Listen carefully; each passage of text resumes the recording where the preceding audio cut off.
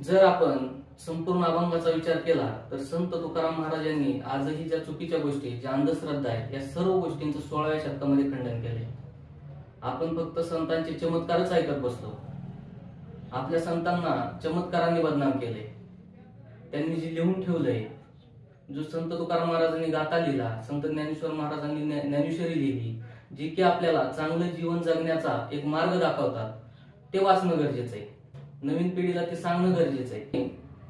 पुढे जाऊन सांगायचं झालं तर आपले संत एवढे नम्रपणे सांगतात की जे तुम्हाला घेण्यासारखे आमच्याकडून फक्त तेवढंच घ्या. याबद्दल संत ज्ञानेश्वर महाराजांची एक ओवी आहे, तरी न्यून ते पुरते, अधिक ते सरते, करुणी घ्यावे तुमते विनवी तसे. म्हणजे आम्ही जे लिहिलंय त्यात जर काही कमी असेल तर ते पूर्ण करा, जे जास्तीचे असेल ते दूर करा, आणि जे तुम्हाला ग्राह्य आहे, घेण्यासारखं आहे, त्याचाच फक्त